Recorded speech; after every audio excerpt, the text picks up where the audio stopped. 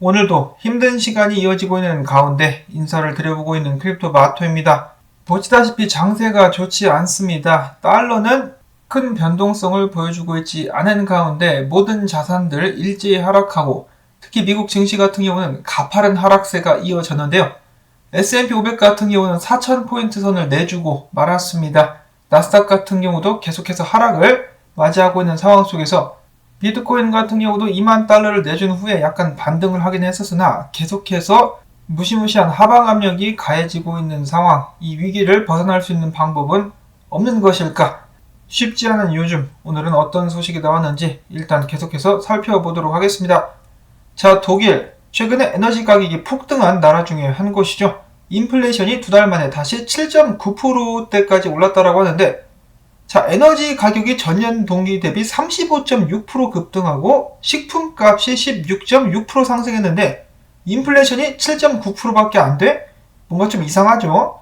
온갖 양념과 방부제를 첨가해가지고 7.9%로 내린 것이 아닌가라는 생각이 드는데요. 이 시민들이 겪고 있는 실제 물가 상승률은 어마어마할 것 같다는 생각이 듭니다. 무섭습니다. 이렇게 무서운 가운데 미국 같은 경우도 연준이 계속해서 인플레이션과 싸우겠다라고 하면서 뉴욕 연방은행 총재가 나와가지고 이야기를 실질 금리가 필요하기 때문에 당분간 높은 수준의 금리를 유지하게 될 것이다 라는 발언을 이어갔습니다. CME 페드워치 같은 경우는 다가오는 9월 기준금리를 이번에 연준에서 다시 한번 0.75% 인상할 확률이 72%나 된다라고 밝혔는데요. 자, 이런 식으로 한다라고 해가지고 인플레이션을 잡을 수 있을 것인가? 엄한 시민들만 잡을 것 같다는 생각이 듭니다. 자, 지금 기사에는 나와 있지 않지만은 엊그제 IMF랑 국제결제은행에서도 조만간에 인플레이션 후폭풍이 올 것이다. 다시 한번 물가 상승을 겪게 될 것이다 라는 예측 및 발표를 내놨다라고 합니다. 그래서 인플레이션이 당분간 수그러들 것 같지 않은데요. 자, 그 이유 중에 한 가지가 무엇입니까? 지금 미국에서 지도자들이 요상한 발상을 계속해서 하고 있죠. 돈을 더 풀어가지고 인플레이션을 잡겠다. 불에 휘발유를 끼얹어가지고 불을 잡겠다라고 이야기를 하고 있는 것인데 미국 정부에 이어서 이번에는 펜실베니아 주지사가 인플레이션을 위한 지원금을 사람들에게 보내야 된다. 2,000달러를 보내야 된다라는 발언을 했다라고 합니다. 미치죠. 이거 정말 장난치는 것도 아니고 이 사람들이 멍청한 사람들이 아닌데 계속해서 이런 행위를 하는 것을 보면은 자신들의 인기를 유지하기 위해서 이렇게 발작을 일으키는 것일 수도 있다. 혹은 정말로 시민들을 조져버리려고 아예 그냥 나라를 박살을 내버리려고 돈을 더 풀어가지고 인플레이션을 악화시키려는 것일 수도 있겠다라는 생각이 듭니다.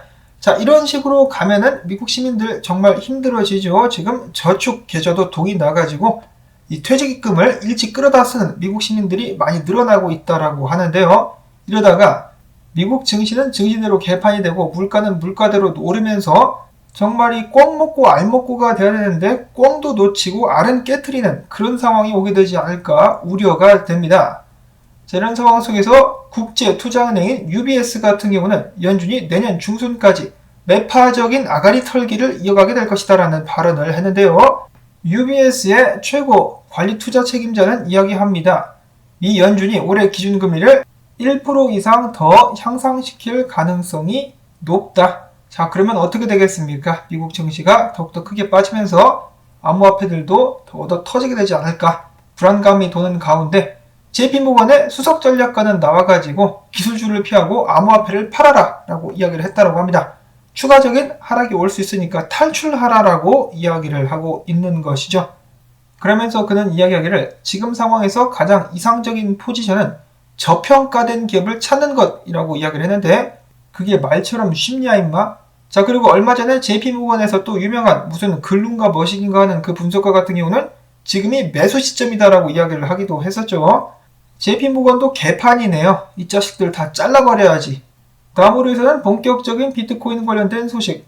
어제 커뮤니티를 흔들었었던 소식입니다. 이란 정부가 해외 수입에 있어서 암호화폐 지불 가능 규제를 제정을 했다라는 것인데요. 이제 국가가 무역을 하는 데 있어서 본격적으로 암호화폐를 인정하고 도입한다라는 신호로 해석을 해볼 수가 있겠습니다.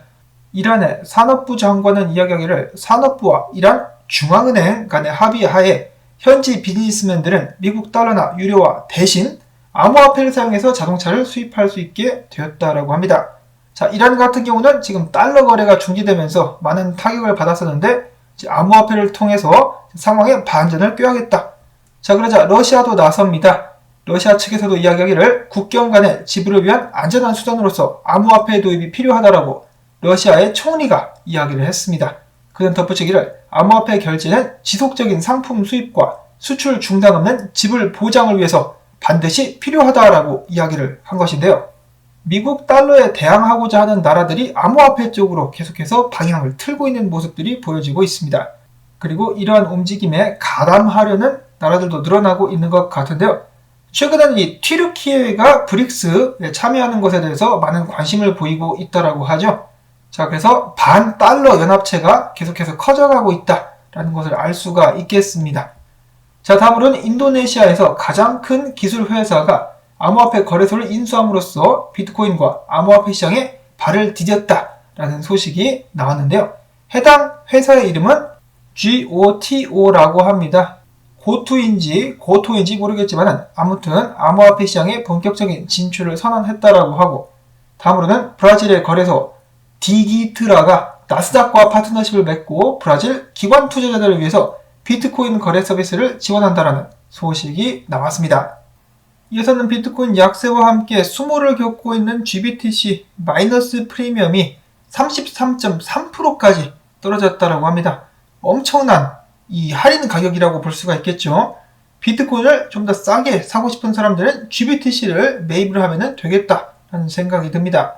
이어서는 기사 내용이 좀 아리까리해가지고 공유를 할까 말까 고민을 하다가 일단 전해드리는데요. 지난 8월 28일과 29일에 엄청나게 오래된 지갑에서 비트코인이 9년 만이던가 그때 10,000개가량이 움직였었죠. 해당 이 비트코인은 마운트 곡스 해킹 관련된 비트코인이었었다라고 비트코인 파서 측에서는 주장을 했다라고 합니다. 자, 근데 이것이 해커들의 손에 들어가 있는 비트코인인지 아니면은 해킹당한 상태에서 마운트 곡스에서 남는 것을 이제 모아놓은 비트코인인지 그것이 확실하게 이야기가 되지 않고 있어가지고 다른 기사들도 있나 한번 찾아보려고 했는데 그것도 지금 당장 여의치가 않아가지고 일단 여기까지 공유를 하도록 하겠습니다. 자, 그리고 해당 이 코인에 이어가지고 9년간 침묵했었던 또 다른 비트코인 5,000개가 움직였다라고 합니다. 그래서 추가적으로 오래된 비트코인들이 많이 움직이고 있는데 이것이 좋은 사인이 아니라는 기사들 및 분석들이 나오고 있죠. 과거에도 이런 식으로 오래된 비트코인들이 움직였었던 적이 있었다라고 합니다. 이번까지 포함해가지고 6번째라고 하는데요. 그 후 때마다 엄청난 하락이 왔었다라고 합니다. 그래서 이번에도 큰 하락이 나오게 되지 않겠느냐라는 우려를 계속해서 낳고 있는 상황. 이런 상황 속에서 차트가 좋지 않다 보니까 여러 분석가들 비트코인이 18,800달러까지 떨어져서야 추세 전환을 기대해 볼 수 있을 것이다. 혹은 이런 식으로 극단적으로다가 쭉 밀릴 것이다. 예전 같았으면 이런 분석 나왔을 때 헛소리 하지 말라라고 사람들이 들고 일어났을 텐데 지금 미국 증시가 개판을 쳐버리니까 이제 많은 사람들이 굉장히 조용한 상황입니다. 네브라스칸 군어 분석가도 조만간에 비트코인이 신저점을 개신할 것 같다라고 차트가 이야기하고 있는 듯하다. 차트가 비명을 지르고 있다라고 이야기를 했습니다.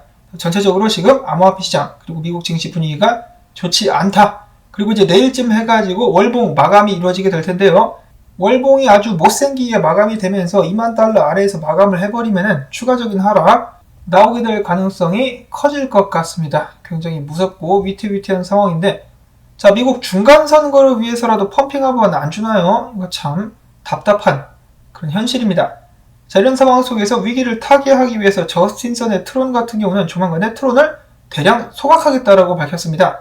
이를 통해 가지고 하방 압력을 좀 줄여보겠다. 사람들로 하여금 이 트론 매수를 부추기는, 권장하는 그런 움직임이 아닌가.